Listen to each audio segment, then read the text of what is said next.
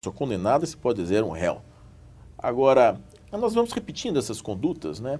Essas práticas, como também o Ministério Público, no júri, ficar à direita do juiz em cima de um púlpito, em cima de um tablado, e o advogado lá embaixo. Lá embaixo. Ora, as partes não são iguais. Né, ou distantes, as partes não são iguais, não está na Constituição.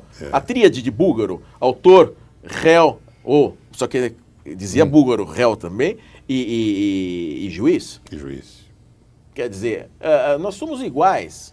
E não, o Ministério Público fica à direita, não à esquerda, num patamar mais elevado. Eu fiz essa pergunta ao ser examinador da banca do Ministério Público. Porque você foi examinador, né, da banca do Ministério Público. Incomodei muitos dos candidatos, porque eu falava o seguinte: o senhor acha justo isto? Está certo? Aí ele olhava para os procuradores de justiça e olhava para mim, não sabia o que responder. Os mais inteligentes diziam: olha, realmente não está certo, mas é uma prática que foi se instituindo. E por quê? Mas ninguém respondia a origem. Que na França a carreira do Ministério Público e do Judiciário é a mesma, daí eles estarem lado a lado. Ninguém respondeu isso aqui. E os mais, digamos assim, limitados nesse sentido, diziam: não, eu acho que está certo mesmo. Aí eu dava 0. Mas realmente na França o processo penal é mais liberal, não é? Depende, porque se for para terrorismo, combate ao terrorismo, é terrível. Não, é terrível, eu sei. Tem 48 horas de incomunicabilidade. Em processo comum, sim. Mas tem 48 horas de incomunicabilidade do advogado. Eu sei. Na Itália, também é assim. Quando é terrorismo. Na Itália também é assim. Bem, Roberto, lamentavelmente eu tenho que encerrar o programa. Eu lamento porque essa é uma entrevista de elevada cultura jurídica, que você demonstrou aqui no programa Direito e Justiça em Foco. Então, eu apresento as câmeras pelas suas considerações finais. Olha, fico muito feliz de estar aqui, poderíamos falar algumas horas. É tão gostoso conversar dessa forma descontraída. Claro. Mas eu gostaria só de encerrar chamando a atenção para o julgamento do mensalão. Muito rapidamente, porque quando o advogado fala muito rapidamente dá até medo, né? Mas agora é mesmo. Nós temos o único Supremo Tribunal Federal do mundo que tem seus julgamentos transmitidos ao vivo. É verdade. Isto é fantástico, porque confere ao cidadão que não acredita mais na justiça, voltou a acreditar na justiça. É verdade. E começa a trazer participação da sociedade para entender o raciocínio jurídico. Isso é cidadania. Então, eu realmente defendo essa transmissão ao vivo dos julgamentos do Supremo Tribunal Federal, como também de outros tribunais que deveriam ser transmitidos. Eu sei que há muitas críticas, porque os ânimos se exaltam. Muitas vezes dizem que um determinado ministro joga para a plateia, fica mais preocupado em se defender publicamente ou se passar uma figura de total... digamos assim, uma linha de postura, e outros aí são obrigados a se defender de forma mais agressiva, porque afinal foi para o Brasil inteiro, ou seja, os ânimos se acirram, mas é a transparência.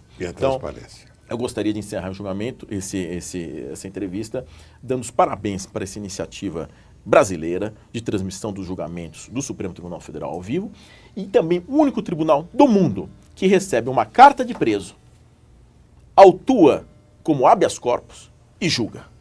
Não existe no mundo um acesso à justiça como é no Supremo Tribunal Federal, em que um preso escreve uma carta e consegue... Isso aconteceu com um preso a quem eu dei um livro, que acabou-se o regime fechado integral de pena num habeas corpus de um preso chamado Oséias de Campos, que ele fez o habeas corpus com uma carta em seu próprio punho, e ainda houve uma fraude postal, porque o selo foi reutilizado, ele passava no suor da cadeia, tirou a tinta do selo e o ministro recebeu uma carta com a fraude postal.